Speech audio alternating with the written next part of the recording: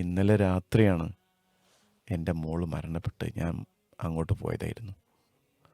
അപ്പോൾ അതിൻ്റെ കബറടക്കൊക്കെ കഴിഞ്ഞ് മരണാനന്തര കർമ്മങ്ങൾ കഴിഞ്ഞ് തിരിച്ചു വരികയാണ്. അതുകൊണ്ടാണ് എനിക്കിതൊന്നും ചെയ്യാൻ പറ്റാതെ പോയത്. നാട്ടിലൊരു ഗുരു ഉണ്ടായിരുന്നു, നല്ലൊരു പണ്ഡിതനാണ്. അപ്പോൾ അദ്ദേഹത്തിന് പ്രായമായി. അപ്പോൾ അദ്ദേഹത്തെ പരിചരിക്കാൻ വേണ്ടിയിട്ട് ഒരു പരിചാരകനുണ്ട്, അദ്ദേഹത്തിൻ്റെ കാര്യങ്ങളൊക്കെ ചെയ്തു കൊടുക്കാൻ വേണ്ടിയിട്ട്. ഇപ്പോൾ ഒരു ദിവസം അദ്ദേഹത്തിൻ്റെ ദൈനംദിന കാര്യങ്ങൾക്കൊക്കെ ഹെൽപ്പ് ചെയ്യാൻ വേണ്ടിയിട്ട് ഒരു പരിചാരകനെ വെച്ചിട്ടുണ്ട്, ഒരു ഹാദിമുണ്ട്. അങ്ങനെ ഒരു ദിവസം രാവിലെ ഈ ഗുരു എഴുന്നേറ്റപ്പോൾ മുഖം കഴുകാനുള്ള വെള്ളം എടുത്തു വെച്ചിട്ടില്ല. അപ്പോൾ അയാൾ നേരെ തന്നെ കിണറ്റിൻ്റെ അടുത്തേക്ക് പോയിട്ട് വെള്ളം കോരി അയാൾ സ്വയം വെള്ളം എടുത്തു. അങ്ങനെ അടുക്കളയിലേക്ക് പോയി നോക്കിയപ്പോൾ അവിടെ ഒന്നും ഉണ്ടാക്കിയിട്ടില്ല, തീ കത്തിച്ചിട്ടില്ല, ഒരു കാര്യം ചെയ്തിട്ടില്ല. അയാൾക്ക് ഭയങ്കര ദേഷ്യം വന്നു. അയാൾ അവിടെ നിന്ന് ഇങ്ങനെ പറഞ്ഞുകൊണ്ടിരുന്നു, ഈ ചങ്ങായി ഇത് എവിടെ പോയി, ഒരു പണി ഏൽപ്പിച്ചിട്ട് ഒരു കാര്യം ചെയ്തിട്ടില്ല, അങ്ങനെ ഇങ്ങനെ പറഞ്ഞുകൊണ്ടിരുന്നു. അങ്ങനെ അന്നത്തെ ഓരോ കാര്യങ്ങളും ഇങ്ങനെ അയാളിങ്ങനെ നോക്കുമ്പോഴോ ഒന്നും അവിടെ അന്നത്തെ ഒരു കാര്യങ്ങളും റെഡിയാക്കി പരിചാരകൻ വെച്ചിട്ടില്ല. അയാൾക്ക് ശക്തമായ അമർഷവും ദേഷ്യമൊക്കെ വെച്ചിട്ട് അയാളിങ്ങനെ നിൽക്കുമ്പോൾ ഒരു ഉച്ച കഴിയാറാവുമ്പോൾ ഓടിക്കതച്ച് പരിചാരകൻ ഇങ്ങനെ വരുന്നുണ്ട്. കണ്ട പാടന്നെ അവനോട് പറഞ്ഞു, ഏത് അടുപ്പിലേനി ഇതുവരെ പോയിരുന്നിനി, അനെ പിന്നെ എന്തിനവിടെ ആക്കിയത്? ഇയാൾക്ക് ഗുരുവാണെന്നോ അല്ലെങ്കിൽ അയാളുടെ ഉള്ളിലുള്ള ജ്ഞാനമോ ബാക്കി കാര്യമൊന്നും അയാൾ ഓർക്കുന്നില്ല. അയാളിങ്ങനെ അമർഷം പ്രകടിപ്പിച്ചുകൊണ്ടേയിരിക്കുകയാണ്. അപ്പോൾ ഈ പരിചാരകൻ അങ്ങേറ്റത്തെ പേടിയും ഭീതിയൊക്കെ വെച്ചുകൊണ്ട് തന്നെ ഇയാളുടെ മുമ്പിൽ ഇങ്ങനെ തല കുനിച്ച് നിൽക്കുകയാണ്. എല്ലാ വഴക്കും അയാൾ കേട്ടു. എന്നിട്ട് അവസാനം പരിചാരകൻ്റെ ഈ സെർവൻ്റ് എന്ത് ചെയ്തു, അയാളോട് പറഞ്ഞു, എന്നോട് ക്ഷമിക്കണം, ഇന്നലെ രാത്രിയാണ് എൻ്റെ മോള് മരണപ്പെട്ട് ഞാൻ അങ്ങോട്ട് പോയതായിരുന്നു.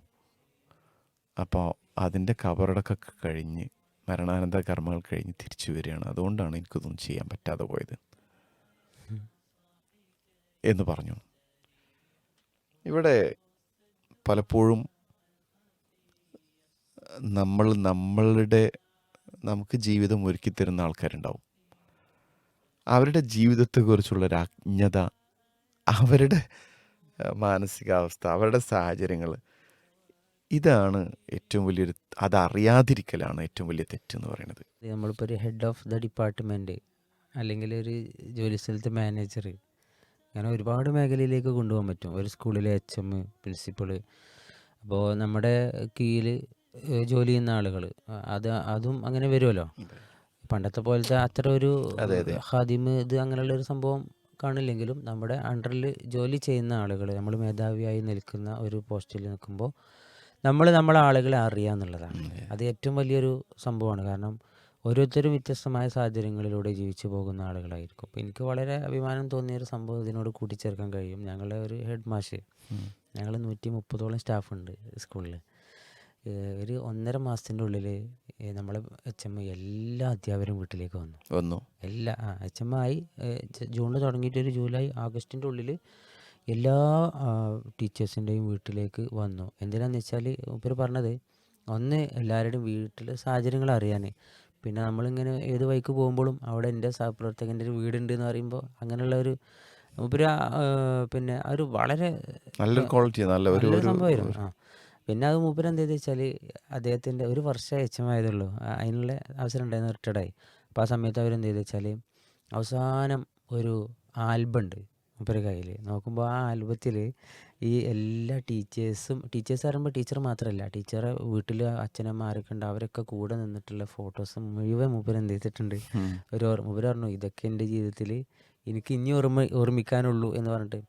അപ്പോൾ എന്താ വെച്ചാൽ കൂടെയുള്ളവരെ കൂടെ നിർത്തുക എന്നുള്ള ഒരു വലിയ സംഭവം. അല്ല, കൂടെയുള്ളവരെ കൂടെ നിർത്തണമെങ്കിൽ അവരെ അറിയാം, അവരെ അറിയാന്നുള്ളത്, അറിഞ്ഞു കൂടെ നിർത്താൻ പറ്റും. അപ്പോൾ ഇന്നത്തെ ഈ ഒരു കഥയിൽ ഒരുപാട് ആശയങ്ങളുണ്ട്. നമ്മളെ മക്കളെയൊക്കെ എല്ലാത്തിനും ചീത്ത പറയുമല്ലോ. അപ്പോൾ അവരെ ഒന്ന് കൂടെ നിർത്തി മുന്നോട്ട് കൊണ്ടുപോകുമ്പോൾ അവർക്ക് ഒരുപാട് മാറ്റങ്ങൾ ഉണ്ടാവും. രാവിലെ മുതൽ വൈകുന്നേരം വരെ ജോലിയെടുത്തുള്ള ഒരു ഭാര്യയുടെ കഥ പറയുന്നുണ്ടല്ലോ. അവസാനം ഭാര്യ മരിച്ചു കഴിഞ്ഞപ്പോൾ അന്ന് അടക്കം കഴിഞ്ഞ് വന്നിട്ട് മക്കൾ പറയുന്നുണ്ട് അന്ന് ഉച്ചക്ക് അമ്മ ഉണ്ടാക്കി വെച്ച പായസം കഴിക്കണ രാത്രി മക്കൾ. അപ്പോഴാണ് പറയുന്നത് അമ്മ ഉണ്ടാക്കിയ പായസത്തിന് എന്ത് രസമായിരുന്നു ഇല്ലേ എന്നുള്ളത് കമലാസുരയുടെ കഥയിൽ പറയുന്നത്. ഈ പായസം പലരും വായിച്ചിട്ടുണ്ടായിരിക്കും. ഇങ്ങനെ പലതും നമുക്ക് മറ്റുള്ളവരുടെ പ്രവർത്തനങ്ങളും ജോലിയുടെയൊക്കെ വാല്യൂ, അവരുടെ മാനസികാവസ്ഥ അതൊന്നും തിരിച്ചറിയാതെ പ്രതികരിക്കരുത് എന്നുള്ളതാണ്. നമ്മളെല്ലാതും നമ്മളെ വീട്ടിൽ നിന്ന് തുടങ്ങാന്നുള്ളതല്ലേ. ഇപ്പം നമ്മളെ ആത്മാർത്ഥമായിട്ട് നമ്മളെ കുറച്ച് മുതിർന്ന മക്കളൊക്കെ ഉണ്ടാവും. അവരൊക്കെ നമ്മൾ ശരിക്കും ഒന്ന് ആത്മാർത്ഥമായിട്ടൊരു ഒരു ഒരു ചുംബനം കൊടുത്തിട്ട് ചിലപ്പോൾ എത്ര ദിവസമായിട്ടുണ്ടാവും, അല്ലെ അവരിൽ നിന്ന് ഇങ്ങോട്ട് ചുംബനം കിട്ടിയ എത്ര ദിവസം ഉണ്ടാവും, നമ്മൾ ആലോചിക്കേണ്ട വിഷയമാണ്. അപ്പോൾ നമ്മൾ അവരോട് സ്നേഹം മനസ്സിൽ മാത്രം കൊണ്ടു നടക്കാണ്ട് അവരെ പരിഗണിച്ചിട്ട് വേണ്ട രൂപത്തിലാക്കി നൽകിയാൽ എല്ലാ സ്നേഹവും നിലനിൽക്കും.